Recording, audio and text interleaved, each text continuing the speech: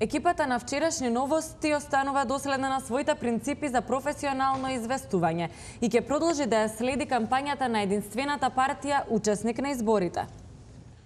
Се извинуваме за овој упад, но нашиот курир само што ни донесе вест во која стои дека Уставниот суд донел времена мерка за запирање на сите изборни действија, што значи дека избори ќе нема, односно избори мора да нема.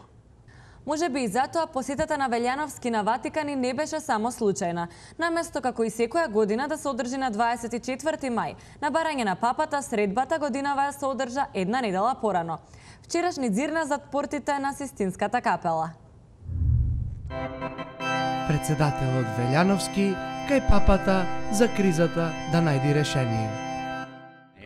Јас сум во Рим и повеќе сум бил, земав една топка сладолед, кој 2-3 ми стаи, после не можев тупан, не можев да јадам. Да не фати грло, не? Нема гајле, ја од Ѓорче Петров сум, научени сме ние. Туку папата кај е? Јас сум Трајко, тој 3 топчиња што изеде сладолед што му става. Трајко де ла Ѓорче, Да? И ти си чул, да. Собранието кај нас е како круна.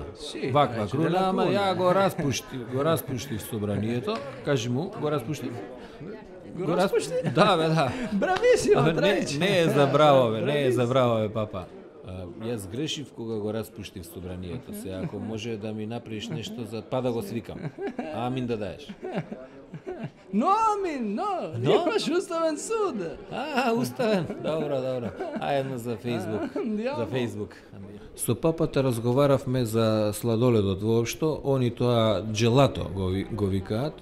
Имаше кај нив, да речеме, ванила е од страцитела, има лешникот највише ме бендиса и тоа беше, мислам, корнетот е